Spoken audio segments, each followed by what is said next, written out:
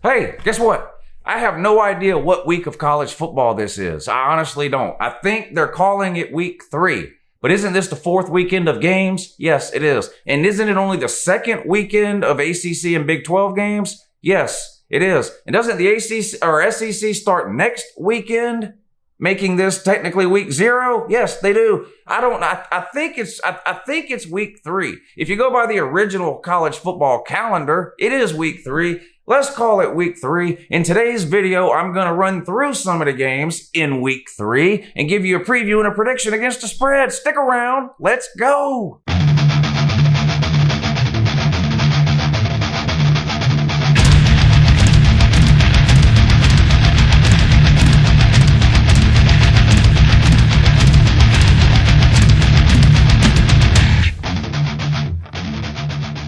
Hey, good morning, it's Uncle Lou here. Yeah, that's right, it's me, Uncle Lou, and I'm live for you on LouTube today. Thanks for watching. Man, I sure do appreciate also, and to in addition to that as well, subscribe to this channel. I post college football videos almost every single day of the year, and a few of them are watchable.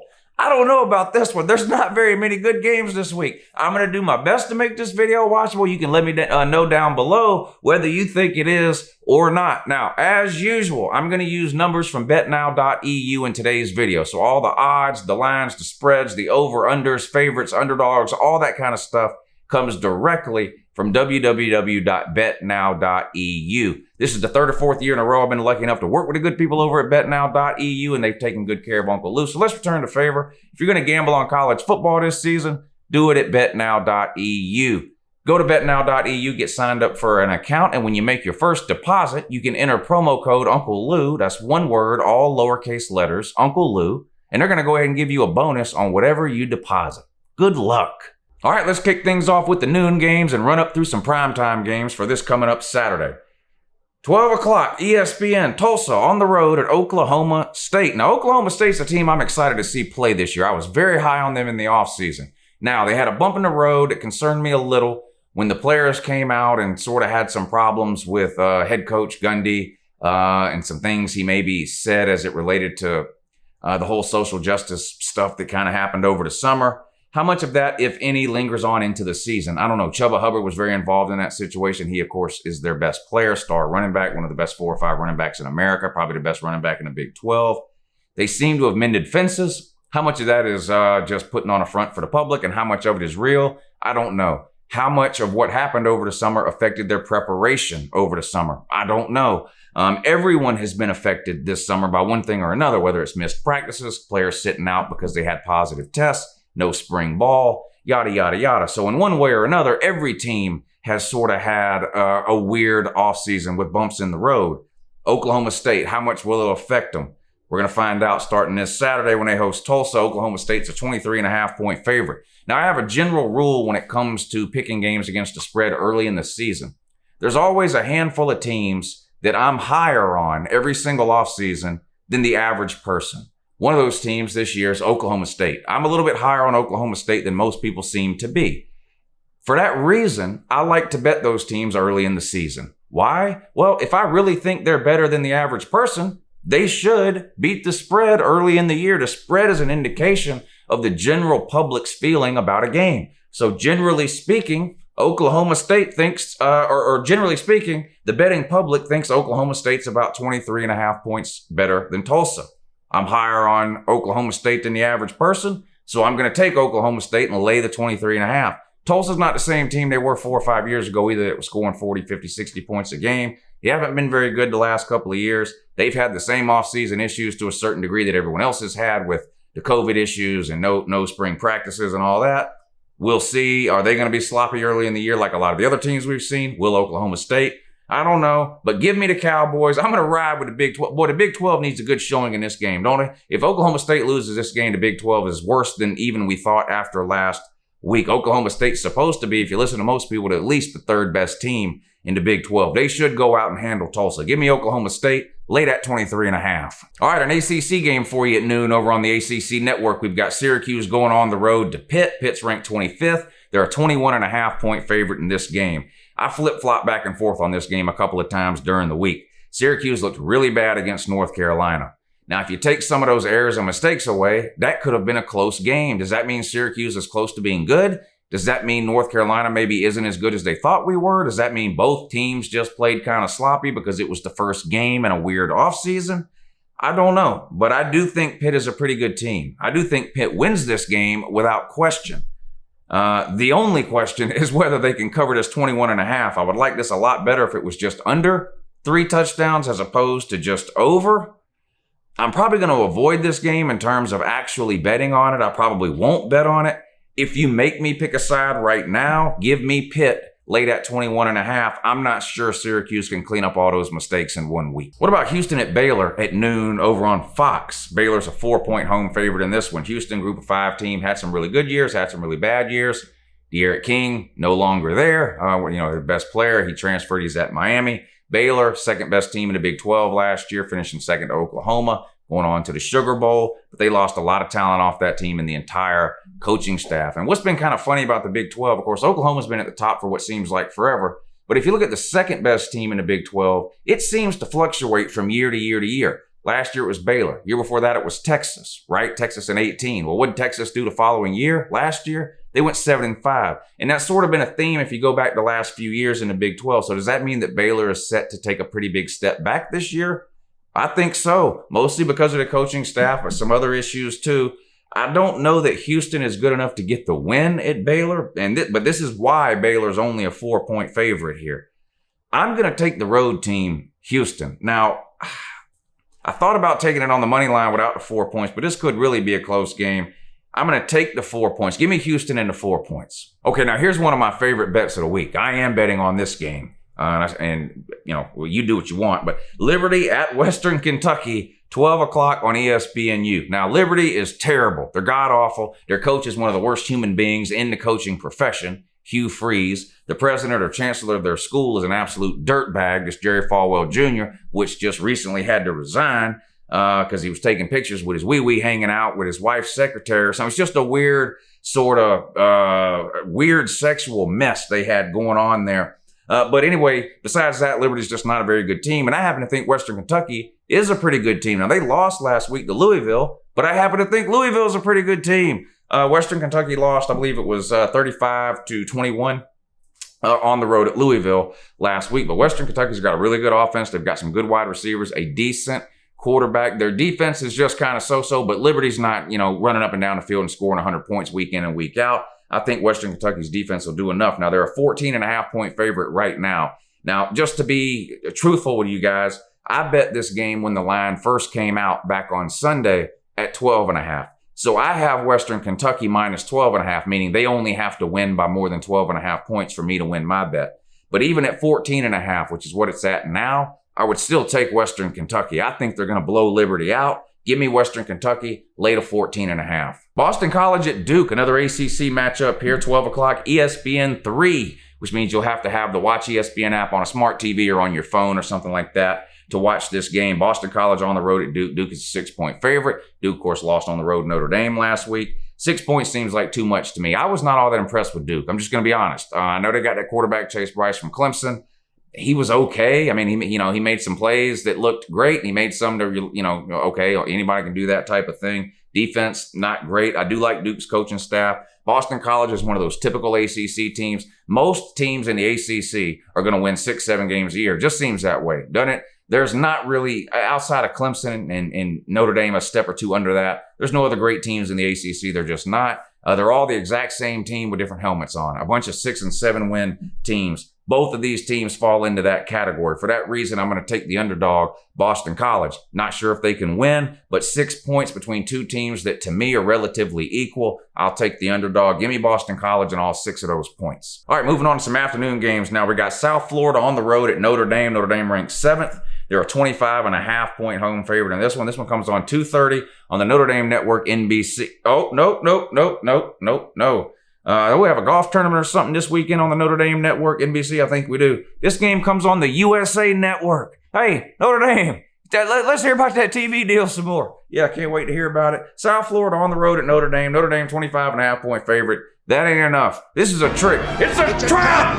Yeah, it's a trap. Thank you, Admiral Akbar. This is a trap. South Florida is not the team they were 2, 3, 4 years ago. They ain't. They were terrible last year. What did Wisconsin beat them 55-0 or something like that? They're just a bad team. They got to travel up to Notre Dame. I think Notre Dame blows them out. I think Notre Dame wins this game by at least 4 touchdowns, which would cover the 25.5. Give me the Fighting Irish on the USA Network at 2:30, later 25.5. Now, this might be the most interesting game of the week. Don't know if it'll be the best game, but it might be one of the most interesting. Central Florida ranked 14th on the road at Georgia Tech, and Central Florida is a 7.5-point favorite. This one comes on 3:30 on ABC. Georgia Tech, of course, upset Florida State last week, but I don't think that was an upset. In fact, I picked Georgia Tech to beat Florida State outright.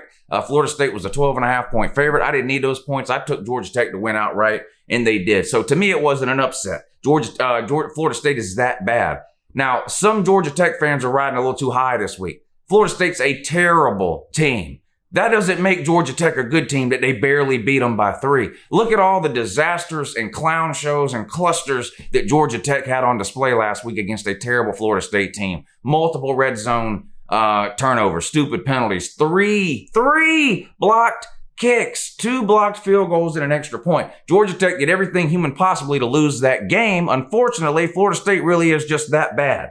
Central Florida, not that bad. Not as bad as Florida State. Here's my problem with this game. Central Florida, like South Florida, is not the same team they were 2, 3, 4 years ago. They're just not. Scott Frost's been gone for a few years now. Most of his players are gone. I'm not knocking the current coaching staff, but look at Central Florida even last year. They weren't anywhere near the team they were when Scott Frost was there. I think that trend is set to continue this year. Now, they may not lose very many games this year because most of their Power 5 games got canceled.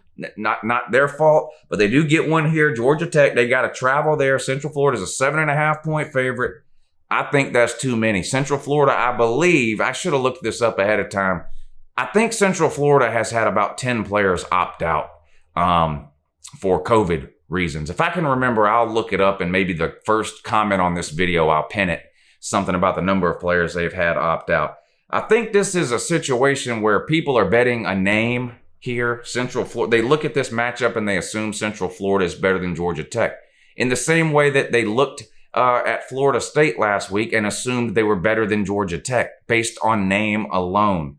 I don't know that Central Florida is that much better than Georgia Tech. Would I be surprised if Central Florida won the game? No. But I'm taking Georgia Tech in the 7.5 points. I'm not quite confident enough this week to play Georgia Tech on the money line again straight up without the 7.5 points. I think Georgia Tech probably celebrated that win over Florida State till at least Wednesday. That may hurt them some.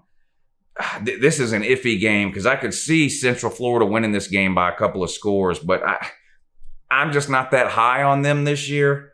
Again, I'm going to go with sort of my early season rule. If I'm high on a team, I play them early. If I'm low on a team, I play against them. Give me Georgia Tech. Give me the Nerds for the second week in a row, plus 7.5 this time. I'll take Georgia Tech. Now, here's another one of my favorite plays of the week here. App State at Marshall. App State's a 5-point favorite, and in my opinion, this line is backwards. This line is wrong. Marshall should be a 5-point favorite in my opinion. I know App State's been really good the last couple of years, finishing the season ranked. They didn't look that good last week to me. They struggled against, who was it they struggled against? Not Coastal Carolina, was it? No, Charlotte. They struggled against Charlotte, and Charlotte is not very good. Marshall blew out a terrible, I admit that terrible, Eastern Kentucky team 59-0 a couple of weeks ago. But that's not why that game was important. Did you watch that game? Marshall has an absolute stud and a playmaker at the quarterback position. If you have not watched Marshall play yet this year, watch this game. 3:30 CBS, App State on the road at Marshall. App State's favored by 5. App State is a good team. This isn't a case where I think App State's not good. I think they are good. They're not as good as advertised. Obviously, they struggled last week against Charlotte, but I still think they're good. I just think Marshall is still vastly underrated. I think people look at that 59-0 score. Yeah, it's Eastern Kentucky, they say. Then you look, West Virginia did basically the same thing to that same Eastern Kentucky team. Did you watch Marshall play? I'm watching again this week. This quarterback is unbelievable. I think the line is backwards. I don't need the 5 points in this game. This is my money line play of the week. I'm taking Marshall on the money line at about 1.5 times my money to upset App State. Let's go, Thundering Herd. All right, a couple more. Wake Forest at NC State, 8 o'clock on the ACC Network. NC State's a 1-point favorite in this one. Wake Forest looked absolutely terrible against one of, if not the best teams in America last week, the Clemson Tigers. This will be NC State's first game. They were probably the worst team in the ACC last year. For some reason, NC State's a 1-point favorite in this game. I don't see it. I don't get it. I know Wake Forest looked bad last week, but if we can say anything about the start of this college football season, it's that there's been a lot of teams who have looked bad in week one, worse than we even thought they would look. You have to apply that same logic to NC State in my mind. I think Wake Forest will be better week 2 than they were week 1. Plus, they're playing inferior competition as compared to last week. They took on Clemson last week, NC State this week. Give me Wake Forest, the underdog in this one. Now, the last game of the week, Miami on the road at Louisville. The best game of the week, ranked versus ranked, ACC versus ACC, 2 1-0 teams. Miami beats UAB at home a couple of Thursdays ago. Louisville handles Western Kentucky at home last Saturday. Both enter this game 1-0, both enter ranked. Miami sits at 17, Louisville sits at 18. Louisville is the home team here. Site of College game day tomorrow, Saturday morning. Game day will be there. 7:30 on ABC, and Louisville is a 2.5-point favorite in this one. More truth in advertising. I bet this game on Sunday. I thought this line would be about 7 points. I thought Louisville would be about a 7-point favorite in this game. When the line came out Sunday, they were only a 1-point favorite. I bet it right away. So I'm on Louisville at -1. Actually, I think I got it at -1.5. Now it's up to -2.5. I still like it at -2.5. I do think this will be a close game. I won't be surprised if Miami wins this one. But this is the game of the week. I'm going to play this. I'm not going to not play this game. It's the game of the week, best game of the week, primetime game, ABC.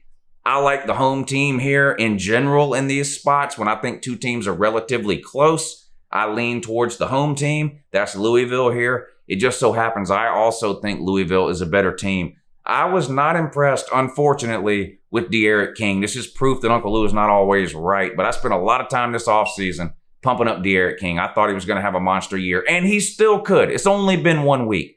But he did not look impressive to me in week 1 throwing the ball. And that's disappointing and worrisome because he's had 8 months to work on his passing game, which is his weak point. Everyone knows what he can do with his legs. Everyone knows about his athleticism, his athletic ability, his ability to extend plays, get out of the pocket, scramble, and run for first downs. And we saw plenty of that on display last week for Miami against UAB. What we didn't see was an improved D'Eriq King when it comes to throwing the ball. And I have to question how much really can he improve from week 1 to week 2, knowing how little he improved over the course of the last year, which was not much. Miami left a lot of points on the board because D'Eriq King could not hit wide open receivers streaking down the sideline. It was not a good look for D'Eriq King throwing the ball. Louisville, on the other hand, their offense looks legit. They've got 6'4", 6'5" wide receivers all over the field. They run a hurry-up, fast-paced offense. Their quarterback can run around too, much like D'Eriq King.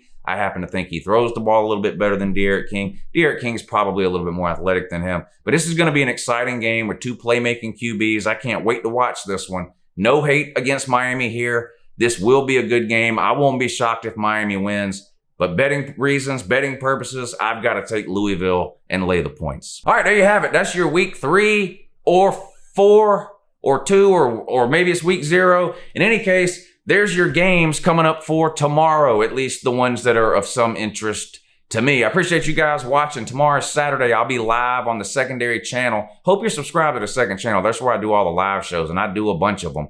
But every Saturday, I do a live stream during college game day. So I'll be live on the second channel tomorrow at 9 a.m. There's a link in the description of this video that will take you to the second channel. Make sure you subscribe. And then tomorrow night, I'll be streaming during this Miami-Louisville game over on the Uncle Lou Patreon page. So if you're a member of the Uncle Lou Patreon page, make sure you check that page tomorrow night around 7 o'clock. There'll be a link posted. Click the link. It'll take you to the live stream. If you enjoy this channel and you want to support what I'm trying to do here, signing up on the Patreon page is a good way to do that, and you get all kinds of perks and benefits for signing up over there. There's a link in the description of that too. Make sure you check it out. I'll have game reactions uploaded on this channel all day tomorrow based on what happens throughout the day. All right, I appreciate you guys watching. Enjoy your Saturday of college football, and I'll see you again real soon. Have a good morning, Canes fans.